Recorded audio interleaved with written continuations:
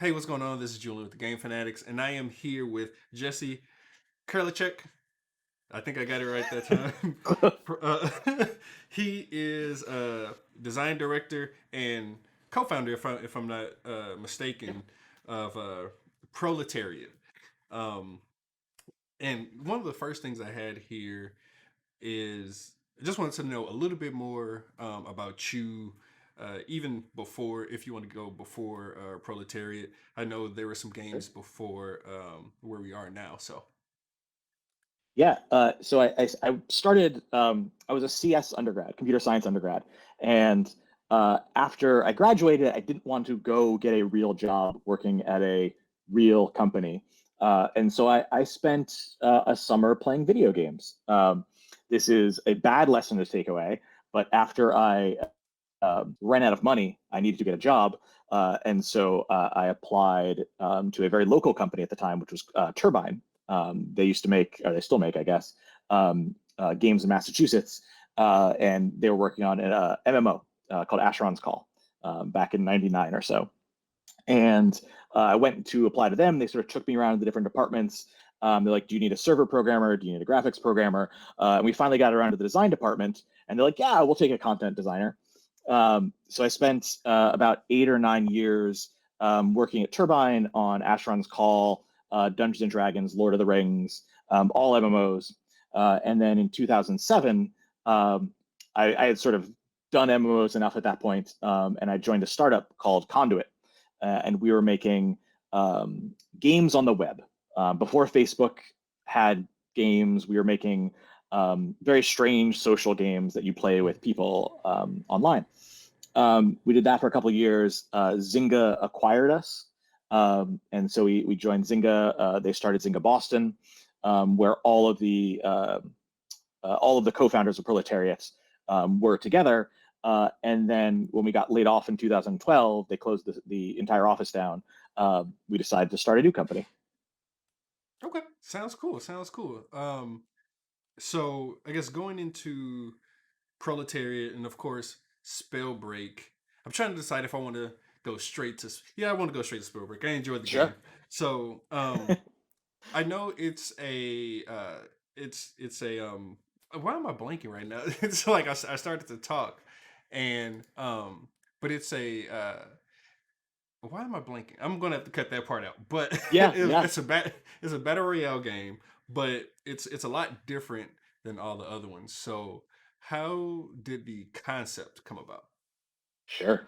I'll real quickly say we don't actually think of Spellbreak as a BR, as a battle royale. Ah, okay. We think of battle royale is a game mode. So Mm, in like a week and change, we're introducing a new game mode, and so we want Spellbreak to be a vehicle for sort of many different avenues of play. Um, how Spellbreak sort of happened, I'll give you the long history, and you can sort of see the very strange path we took. So we started. It was basically around DayZ era. okay. So what is that, like 2016-ish, um, Mhm. 2017? Time is very difficult for me right now. Um, but we started working on different prototypes of what game we were going to build next, and we had a couple that were sort of were sort of becoming popular in the office. One of them was a melee BR Mhm. called codenamed Ragnarok, and you were all these large Viking men, because we only had one standard model, so everybody was a large man with a sword, Yeah. and we were running around and attacking each other. Um, and we sort of found some things that we really liked in that world. We liked the idea of gearing up, of leveling up, of acquiring new powers, of shaping your character differently as the match went on.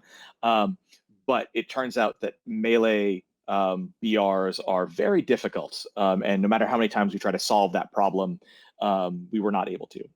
So we started ranged weapons, bows and arrows and stuff. And then at one point, the art director and the CTO at the time, who's now gameplay director, they basically reimagined the game as a spell slinger. And so they added fireballs and all these very strange spells in prototypes. Um, and they did it over Christmas break, over Thanksgiving one year, Mhm. and we all came back and we're like, oh my god, this is amazing. They showed a piece of concept art to the CEO, and we were like, okay, that looks awesome, but how are we going to make it look like that? We can't make it look like that. And Damon, the art director, is like, no, it's going to look like that. And that's where the sort of the very painterly, cell shaded sort of look that you see in Spellbreak now sort of came from. If you look at the game compared to that piece of concept art, shockingly similar. So that's how we came to Spellbreak. It was a very strange evolution, and then we worked on it for about 2 years in Okay. public. So about 6 months after that demo, we basically put the game live for players. It was a very small pre-alpha group, but yeah, for about 2 years and change now, we've been developing it in public. Okay, sounds cool. So, my next question, as design director, what is your role when it comes to the design and creation of the game itself? I send a lot of emails, Okay. and I go to a lot of meetings. Yeah. Um, as the team has grown, everybody, all the sort of more senior staff, um, are now responsible for wrangling things, less responsible for direct implementation. So, my day to day is I do a lot of work with the publishing team and sort of promoting new features that are going in. I do a lot of work with the press, and talking to y'all. Yeah. I do a bunch of just sort of prioritizing. So we've got a bunch of features that different teams are working on, and where do they all stack? What's the long-term vision of the game? What features do we want to be adding in 3 months and 6 months and a year? And so generally, that's where my focus is. Mhm. And then every once in a while, I get to put in some stuff. Every once in a while, just like a little bit here and there. I get to add some things concretely. Okay. So my next question actually has to do with gameplay. So if you do know, one of my favorite things that about this game is the I call in my head the combo system. So when you have two Mhm. different elements on each hand, how the different combinations work. Um, so where did that come from, or how did that idea come about? So I think it came about pretty organically. We had added like a fireball at some point, Mhm. and we had just decor lying around the world. So they're like barrels and um, just like stuff that you'd see. And Dan, the CTO, gameplay director, Mhm. um, he had basically set up so that you could fireball these barrels, they would catch on fire. That was neat. You're like, oh, that's cool. Um, and then when we had these different elements, we are like, it sort of makes sense that um, if you throw a fireball into this gas cloud, it'll explode. Mhm. Um, and the joy that brought to people was unexpected, let's say. Yeah. Everybody that did this, they're like, oh my God, that's amazing. And at that point, you start pulling the thread and you say, oh, what happens if fire hits ice? What happens if ice hits electricity? What happens if electricity hits gas? And sort of building out that matrix. Mhm. And you want to ensure it's fun to discover. So, the first time that someone sets a tornado on fire is Yeah. really exciting. Yeah. You feel this magic has a place in this world. It interacts with itself. It is not just, I cast a fireball, I cast an ice lance, and that's it. Those are two just, separate things. Mhm. When you think about either about the fiction you read or the movies you watched or cartoons you saw as a kid, and you'd see Mhm. these wizards fighting, and it wasn't just I shoot a spell, you shoot a spell, I shoot a spell, you shoot a spell. There Mhm. was often combinatorics happening. There was often in reaction to this happens, and it really taps into that sort of fantasy that a lot of folks can identify with. Cool. Yeah, I will say I haven't discovered all the combinations, but my favorite There's a so lot. far is either something with wind, just because I like to make the different tornadoes, or the I call it chemicals, but I forgot what I forgot what the actual name is. Toxic. Yeah, toxic with electricity goes with a lot of things, and it It seems does. like it's very accurate. So I really like that one. Um, you talked a little bit, and I'm not sure if you could talk about it, but you talked a Mhm. little bit about an upcoming game mode. So Mhm. that kind of led into what I was going to ask next about maybe the future of the game. I don't know if you could talk about Sure. that upcoming game mode at all. Yeah, we've talked about the game mode. So it's one of the things you see when people come in into Spellbreak, or really any sort of battle royale, is your first couple of matches are hard. You don't necessarily know the rule set of the world. You don't know Mhm. the map. You don't know how the weapons or items or whatever work, and it's a little bit stressful. Yeah, As you get towards the end of a BR, you'll get a little sweaty. You kind of like hunch towards your computer a little bit more. yeah, yeah. um, and we had a bunch of people that were coming in, and they're like, I love your combat. I love the skills. I love the mechanics. I love all this stuff, but I wish I could do something else. I wish I wasn't pinned into being a Mhm. hyper competitive, always on site thing. What if we could do a team deathmatch? What if we could Mhm. do sort of capture and control or domination or sort of other competitive game modes? And so we started out prototyping what we call Clash, which is the new game mode that launches next week. Mhm. Last year, we did a beta test of it in November or December of last year, and it's super fun. You get all of the spell slinging, all of the madness that you get in Spellbreak Mhm. BR towards the final circle when everything's getting a little bit more chaotic. But you get it in a much more digestible fashion. It's less stressful. It makes a good ramp in to your session. You're like, okay, I'm Mhm. going to warm up. I'm going to get my muscles limbered up with some Clash.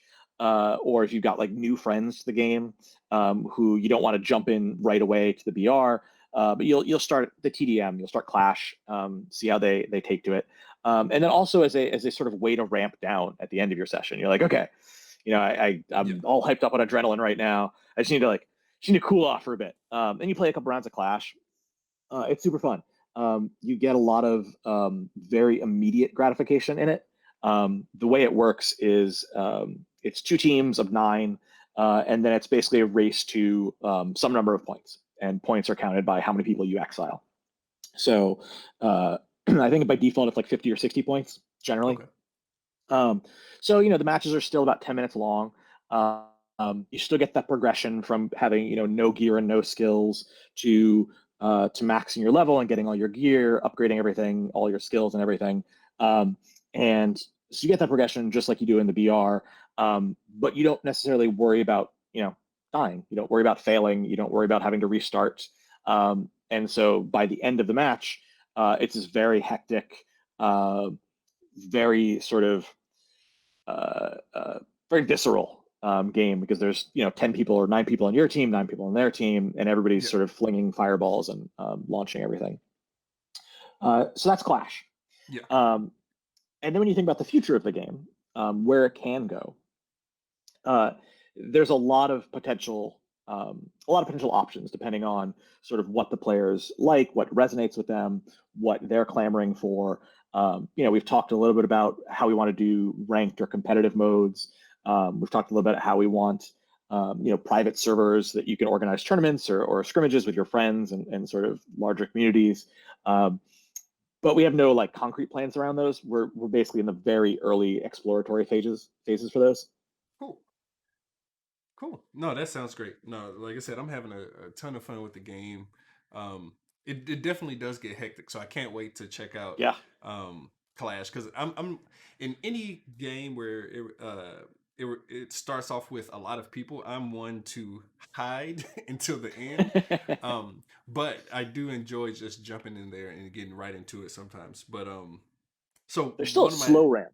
yeah, it is, and I enjoy that because it gives me time to kind of go throughout the map and build up at least my base Hmm.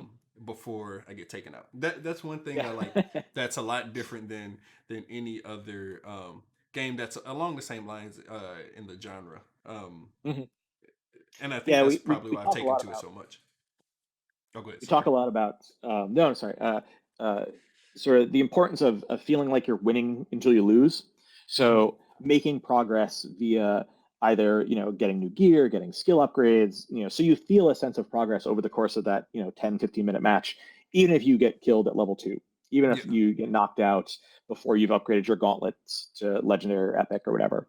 Yeah. Um, you want that sense of progression regardless. Yeah. And so we try to give that to you in as many ways as possible. Yeah. And each encounter feels like a battle, and I really like that. It's not like I get taken out without knowing where it came from. I at least Snipe, get a yeah. chance to either run or fight back. So I really really enjoy it. Like you said, it makes you feel powerful. Yeah. No matter if even if I'm at the base with my gauntlets, I can still do something, even if I don't win. No matter how bad I do, throwing a giant boulder over the wall of a castle Yeah. and seeing the damage number pop up will always gratify me. Yeah, yeah. So, one of these last questions I have here, I like to kind of go off a little outside of the game. So, outside of your day to day job, what do you like to play or what do you like to do? Like, I don't know if you can see in the back, like, I'm a collector of shoes and whiskey. So, That's a good combination. yeah. So, I mean, so what are you into? So I think it would depend on when you asked me. In the current era of COVID, a lot Oh, of my sort of social avenues got curbed a little bit. So in the background, there's a bunch of board games and stuff. And my wife and I would play with our friends and folks at the office a whole bunch. Given that that's not a thing right now, a lot of my time is spent in what I call comfort games. Yeah. And so comfort game to me is a game you're familiar with. It's a game that I don't have to ramp in a bunch of new rule sets. It's something I've played for a long enough time that I just sort of I take what the opponents or sort of what the Mhm. world is giving me, and I can enjoy my time with it without getting stressed out about it. I don't want to worry about if I'm doing well or not doing well. So I play a lot of comfort games. That generally takes the this is gonna sound really weird, but Dota and League Mhm. are very Mhm. comfortable to me because they've Yeah. been Yeah. around for so long, and you can sort of slot into them. Path of Exile, which is Mhm. an ARPG. You just kind of kill some monsters, get some loot. Hearthstone is a nice game I can kind of put in the background. Then make a move, look at the web, look at Twitter, make another Mhm. move. Um, and then whatever the sort of big AAA showpiece is. Mhm. Any game that hundreds and hundreds of people spend hundreds of millions of dollars on, Yeah. I'm always just curious about. I always want to see what they've crafted in 8 hours of gameplay or 12 hours of gameplay, and I fall hard for them every time. Yeah. Um, it's yeah, those are good things. And then outside of that, there's another before times thing. Yeah. I live in between MIT and Harvard. If I look out my window, I can see their respective buildings, and they both have game programs or student clubs that do a lot of game development focused stuff. And I used to mentor a bunch of them, sort of make relationships with the students that were trying to get into games. And now that it's all on email and Zoom, Yeah. but uh, yeah, I think it's super important to sort of foster our relationship to the community here. Now that Proletariat is a bigger game company in Boston, which is very strange when it started with five of us in a Starbucks, uh, down the street right there. Yeah. We feel some responsibility to the community and to do right by them. Yeah. So I mean that's great. I'm happy you mentioned Boston. I'm happy I was able to get to PAX East before. Mm. That was the last thing that I was Yep. able to get to before everything kind of blew up. But again, I really really appreciate you taking this time out. Like I said, I'm enjoying the game. Can't wait to check out Clash in a couple weeks, I guess here, and then Yeah. um, I guess the one last thing would be uh moving forward, will we be able to play this on the next generation consoles next month or whenever? Uh, we would be happy to get this on as many platforms as possible. Cool, cool. I mean, that's great to hear. I mean, I still have my PC. I have everything, so I'll Yeah. definitely be playing it.